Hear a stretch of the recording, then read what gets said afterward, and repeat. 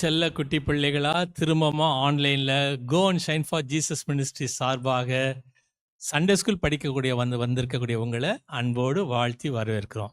Sunday school படிக்கிறதுக்கு முன்பாக ஏசப்பா நோக்கி நாம் ஜெபம் பண்ணலாமா? நல்ல ஆண்டவரே, ஆஸ்வதிக்கூடியவரே, இந்த மாதத்தினுடைய முதல் மனமகிழ்ச்சியுடைய காலை வேளையிலே இந்த அருமையான பிள்ளைகள் கற்று தெரிந்து கொள்ளக்கூடிய காரியத்தை நீங்கள் ஆஸ்வதித்து தாங்க. பிள்ளைகளுடைய எதிர்காலங்களை வளப்படுத்துங்க. ஆண்டவராக மீது கிருபை தாங்கட்டும். இயேசு கிறிஸ்துவை வேண்டிக் கொள்கிறோம் சுவாமி, ஆமேன். திரும்பமா ஒரு புது மாதம், அந்த மாதத்துடைய ஃபர்ஸ்ட் சண்டே காலையில் சண்டே ஸ்கூல் படிக்க வந்திருக்கக்கூடிய உங்களை இன்னைக்கு ஒரு பிறந்த நாள் 6ஆம் தேதி சுவிட்சர்லாண்டில் இருந்து தெபோரா ஜோன் கிறிஸ்டோஃபர் தனது 8வது பிறந்த நாளை கொண்டாடுறாங்க. Happy birthday Deborah. கர்த்தர் உன்னை ஆஸ்வதிப்பார். நல்லா படிக்கணும். டைரிஸ்க்கு முன்பாக கர்த்தர் உன்னை உயர்ந்த ஸ்தலத்தில் உயர்த்தி வைப்பாங்க. அப்பா அம்மா கீழ்ப்படிந்து நட. Happy birthday. இப்போ டெபோராவுக்காக ஹாப்பி பர்த்டே பாட்டு பாடலாமா? எல்லாரும் சேர்ந்து பாடலாமா?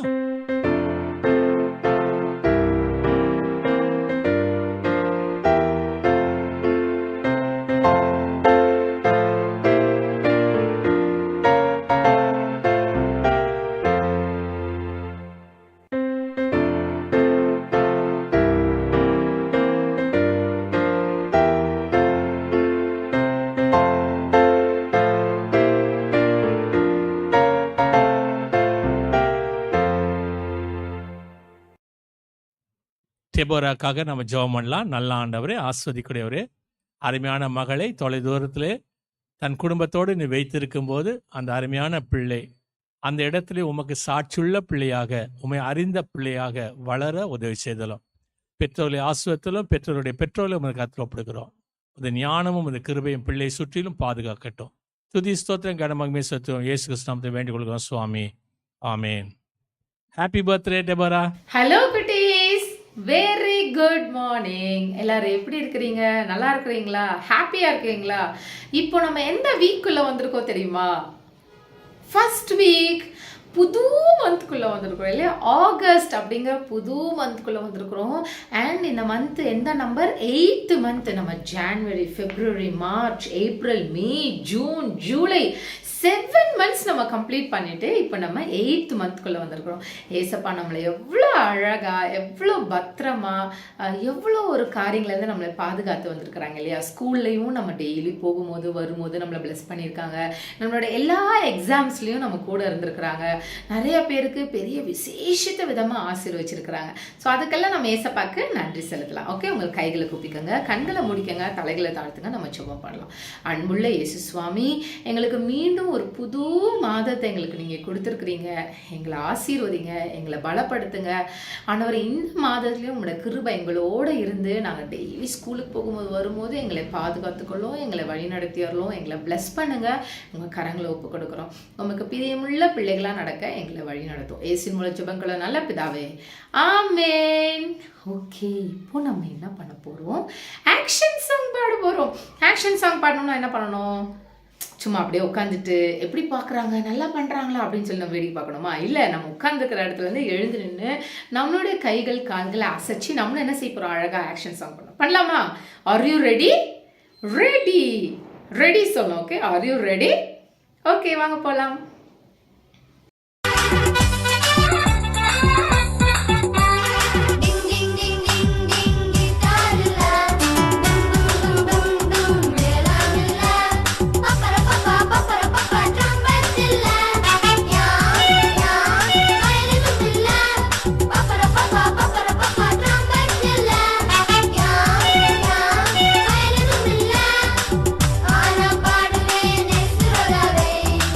I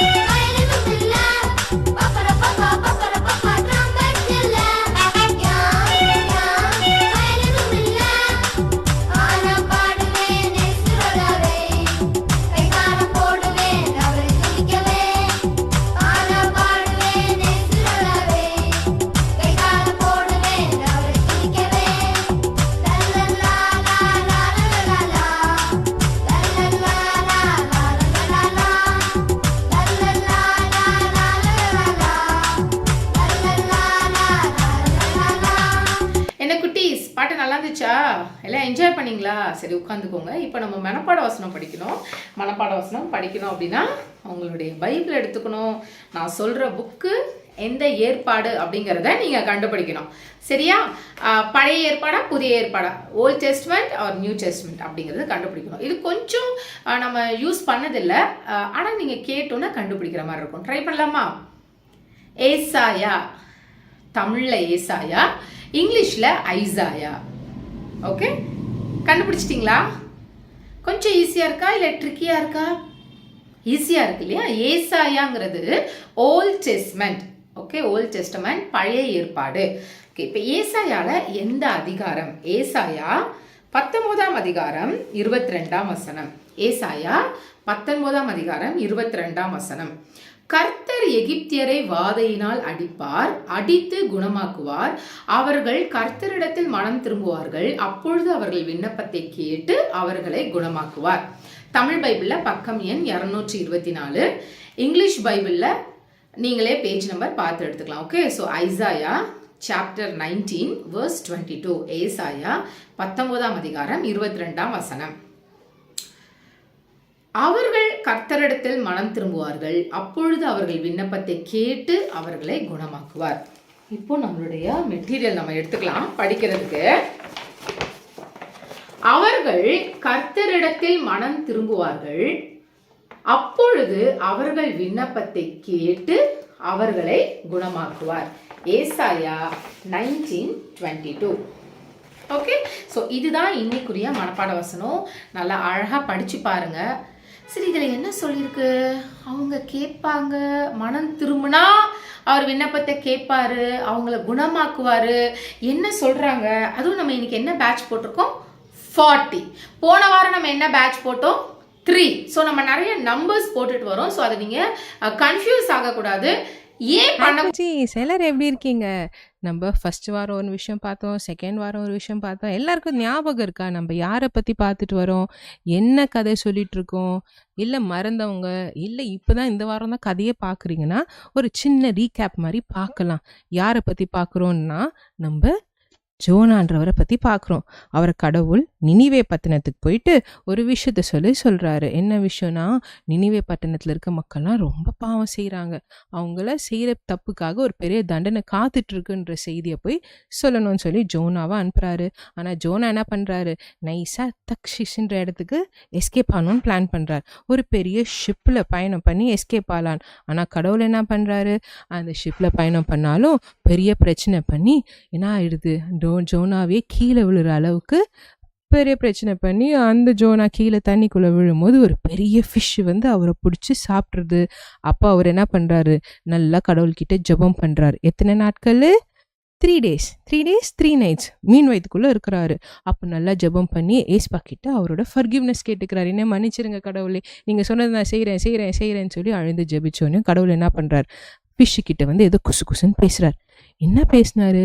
அவர் சொன்னார் ஃபிஷ் கிட்ட, இப்போ போதும், ஜோனா வந்து திருந்திட்டான், நான் சொன்னதை செய்கிறேன்னு சொல்லிட்டான், அதனால் நீ என்ன பண்ணுறனா அவனை அந்த கடல் ஓரமாக போயிட்டு அவனை அப்படியே துப்பிடு, அவனை வெளியில் கொண்டு வந்துரு, வயிற்றில் வந்து அவனை வச்சுக்குவானா அப்படின்னு சொல்லிட்டு சொன்னோனையும் அதே மாதிரி அந்த மீன் என்ன பண்ணுதுன்னா அவரை தூக்கி டம்முன்னு சொல்லிட்டு வெளியில் போடுது.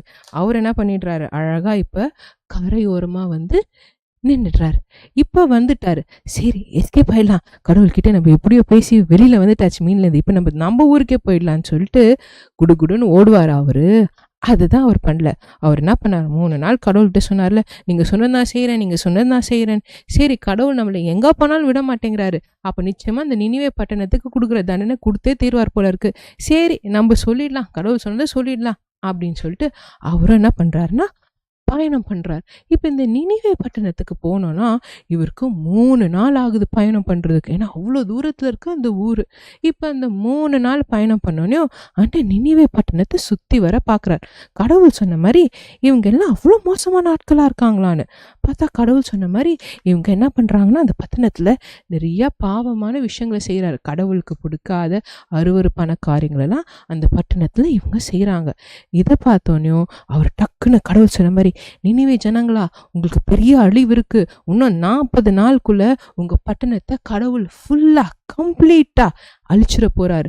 அதுக்குள்ள மனம் திருந்திடுங்க, நீங்க பண்ற பாவத்துக்கெல்லாம் உங்களுக்கு பெரிய தண்டனை இருக்கு அப்படின்னு சொல்லிட்டு அந்த பட்டணத்தை ஃபுல்லா பயணம் பண்ண சொல்லிக்கிட்டே போறாராம்.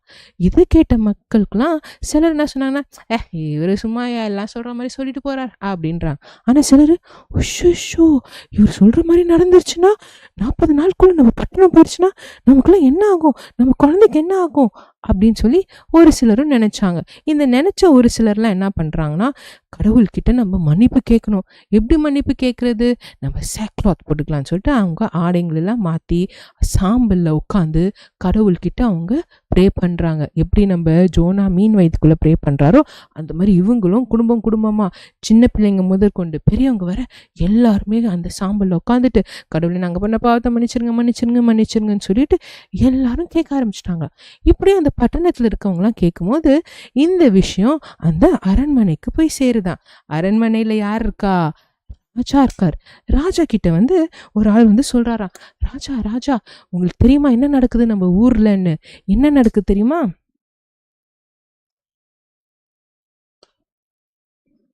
ராஜா நம்ம ஊர்ல ஒரு விஷயம் நடக்குது. என்ன நடக்குதுன்னு தெரியுமா? நம்ம ஊர்ல எல்லா மக்களும் பெரிய உபவாசமா இருக்கிறாங்க.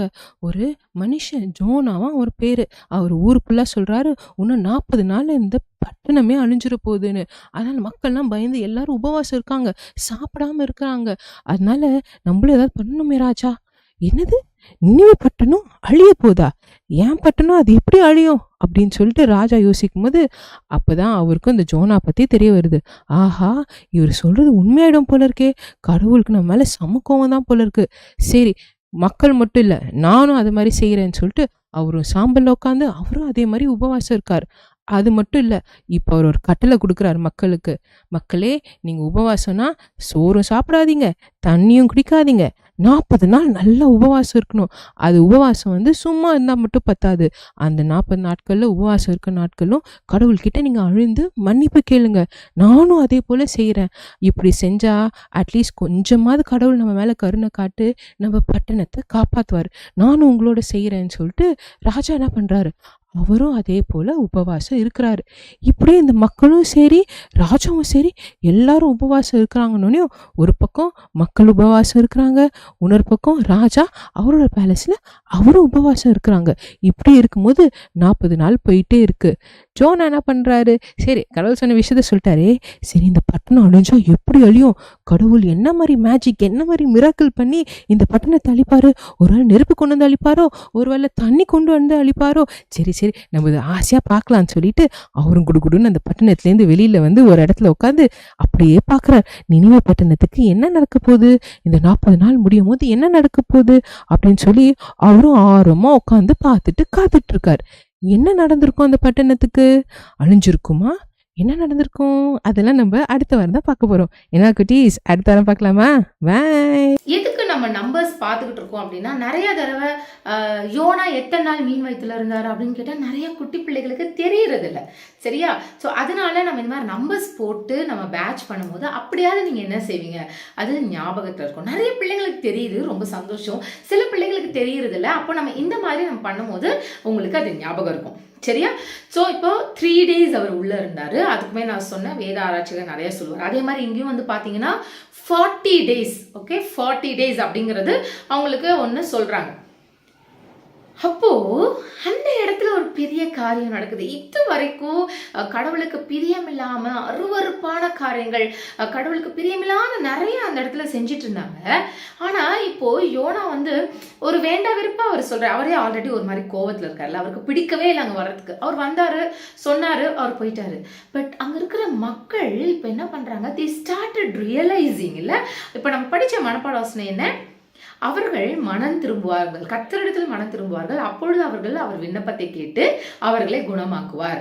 அப்படிங்கிறத இப்ப நம்ம மனப்பாட வசனம் படிச்சோம். இப்ப அவங்க என்ன செஞ்சாங்க, அவங்களுடைய பாவத்தை எல்லாம் அறிக்கையிட்டு திவர் ரிப்பெண்டிங்ல அவங்க கடவுள்கிட்ட திரும்பியும் ஏசப்பா எங்களை மன்னிச்சிருங்க ஆண்டவரே, எங்களுக்கு உதவி செய்யுங்க அப்படின்னு சொல்லி அவங்க கேட்டாங்க.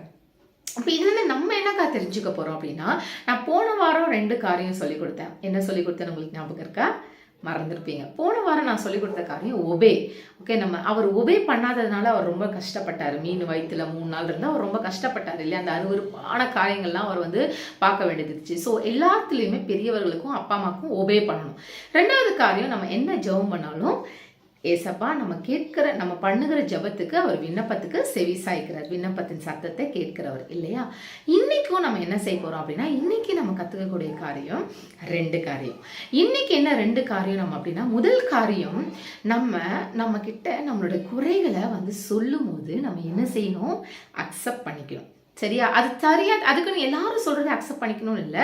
ஆனால் நான் உண்மையாலுமே அந்த குறைகள் என்கிட்ட இருக்கா, அது நான் உண்மையாலுமே தப்பு செய்கிறேனா, நான் தவறு செய்கிறேனா அப்படிங்கிறத நம்ம செல்ஃப் அனலைசேஷன் பண்ணி பார்த்து நம்ம ஏசப்பா கிட்ட கேட்டு, உண்மையாலுமே அப்படி இருந்ததுன்னு வச்சுக்கோங்களேன், நம்மளால மாற்ற முடியாது. நம்ம எல்லாருமே வந்து ஹியூமன் பீங்ஸ் தானே.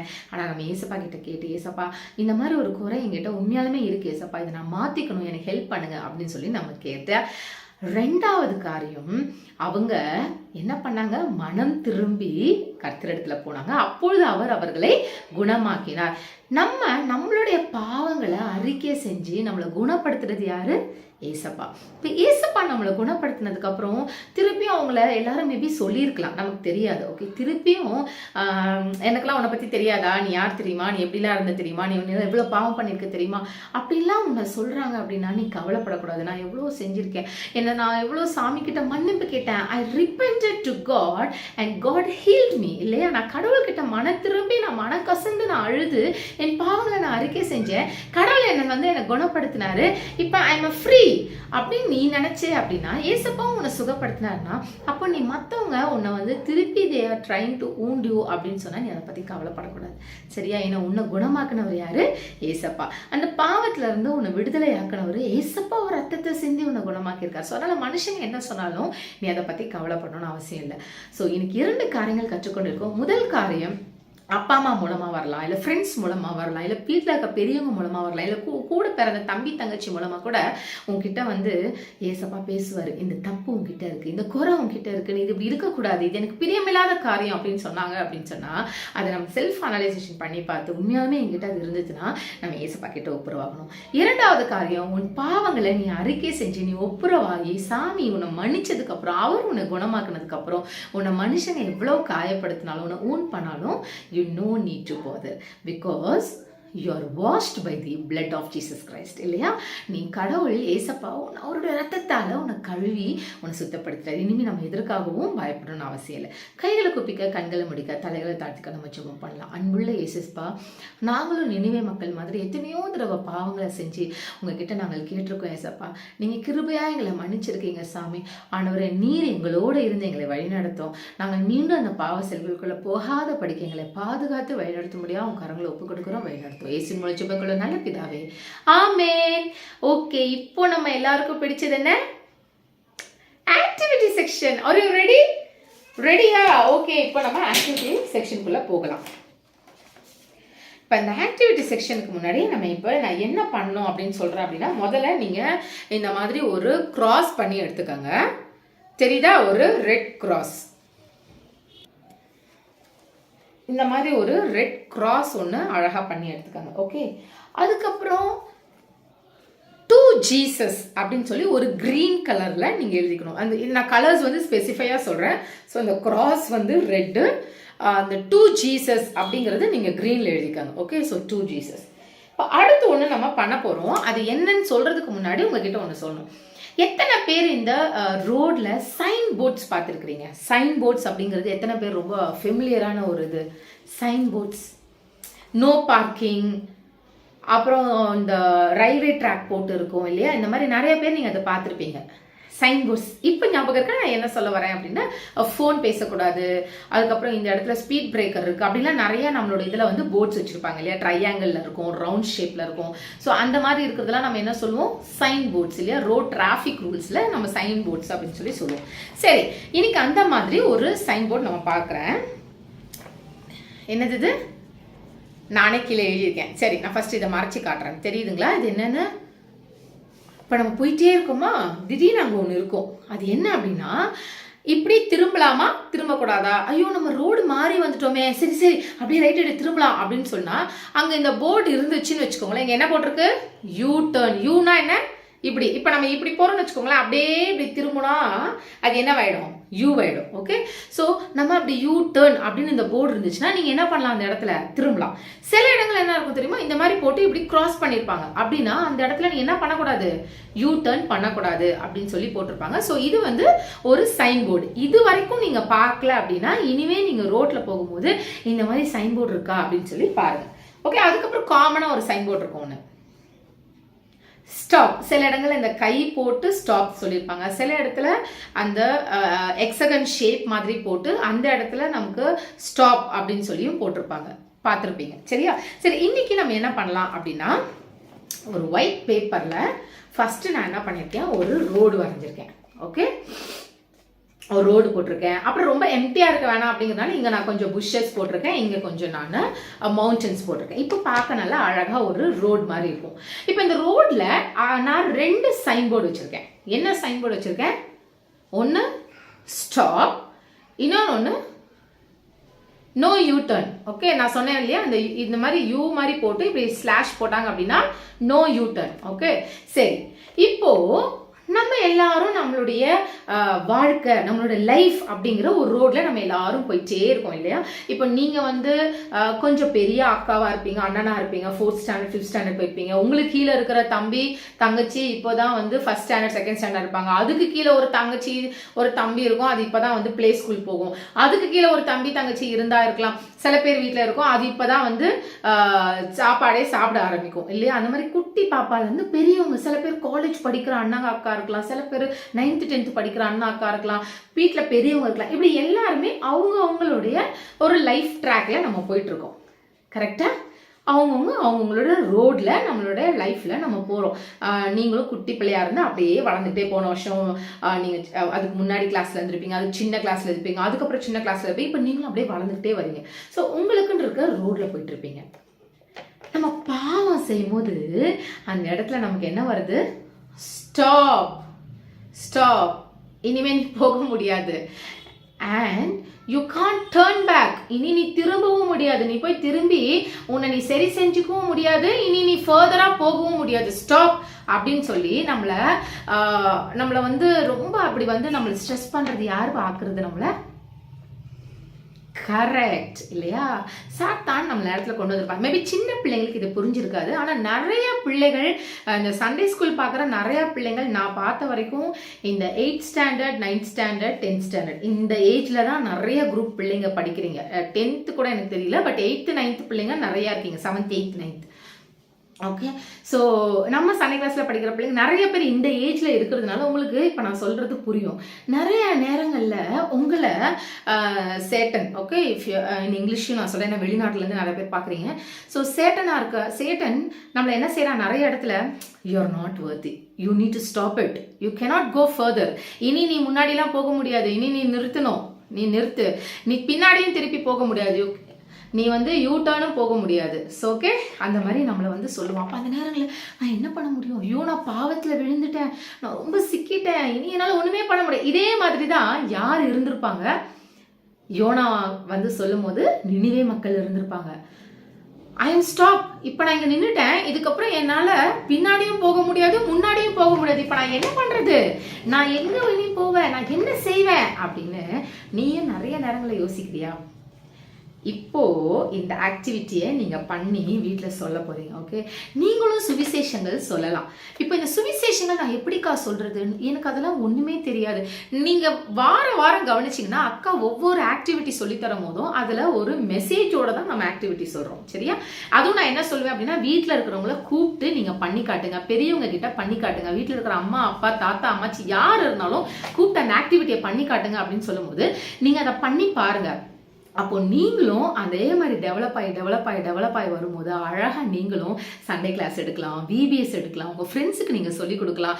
ஏசப்பா பற்றி தெரியாத பிள்ளைகளுக்கு அழகாக நீங்கள் சுவிசேஷன் சொல்லலாம். சரியா? ஸோ இன்றைக்கும் நீங்கள் இதே மாதிரி ஒன்று பண்ணி நீங்கள் சொல்ல போகிறீங்க. நான் பாவமான வாழ்க்கையில் நான் இருந்துகிட்டு இருக்கும்போது, என்னோட வாழ்க்கையில் நான் போயிட்டு இருக்கும்போது திடீர்னு சாத்தா வந்து என்ன சொல்லுவான்? Neither you can go further nor you can go back. உன்னால் இனி முன்னாடியும் போக முடியாது, யூ நீட் டு ஸ்டாப். இனி உன்னால பின்னாடியும் போக முடியாது. You cannot take you turn. அவ்வளோதான் உன் வாழ்க்கை அப்படின்னு நம்மளை பிசாசு சொல்லும் போது நினிவே மக்களுக்கும் அப்படிதான் ஆச்சு. ஆனா நமக்கு யாரு இருக்கா? ஏசப்பா இருக்காரு இல்லையா? ஏசப்பா கூட அவர் என்ன செஞ்சார் நமக்காக?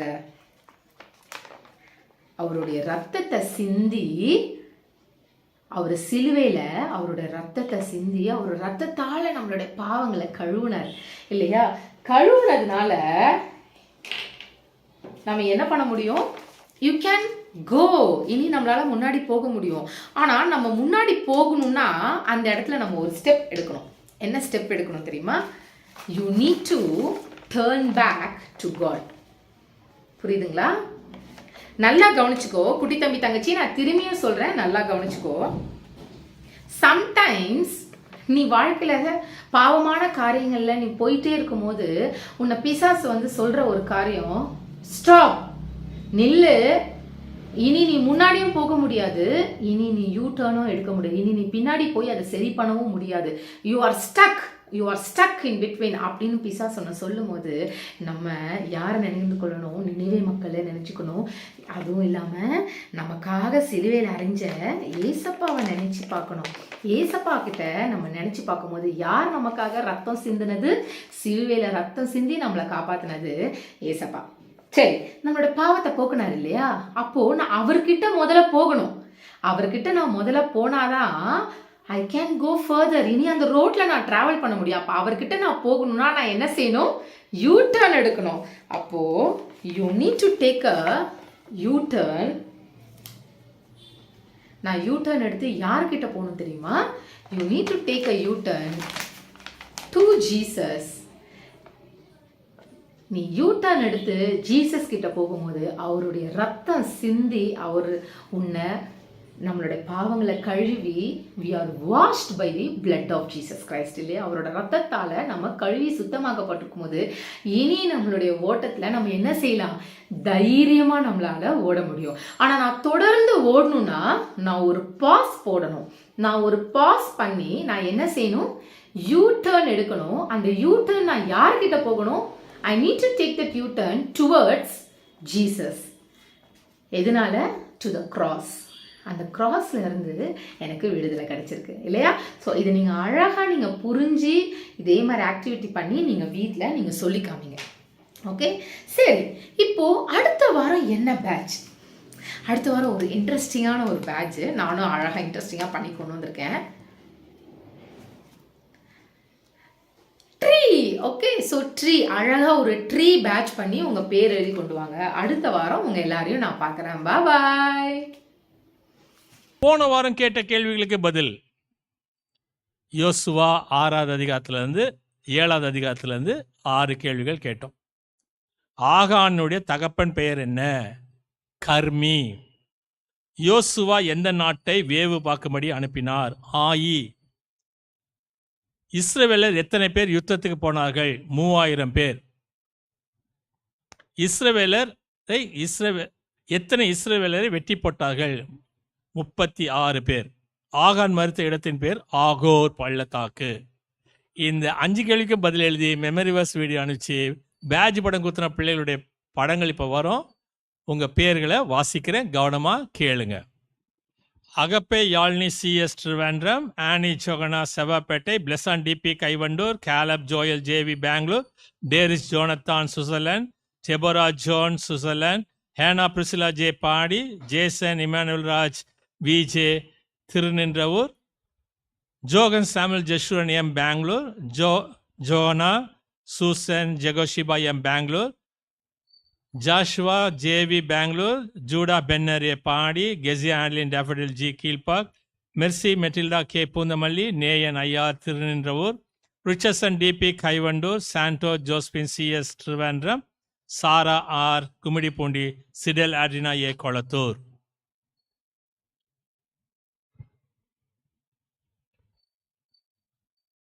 போன வாரம் நம்பர் 3 என்று சொல்லக்கூடிய பேட்ச் குத்தி அனுப்ப சொன்னாங்க. உங்கள் படங்கள் வரும், கவனமாக பாருங்க.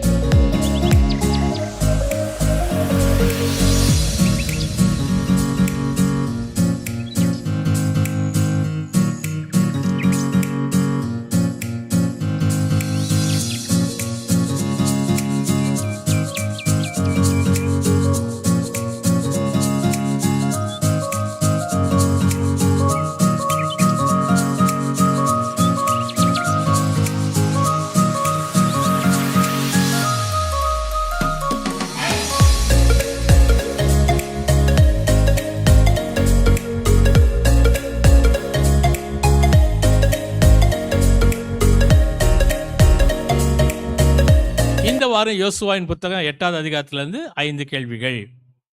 யுத்த வீரர்கள் எத்தனை பேரை யோசுவா தேர்ந்தெடுத்தார்?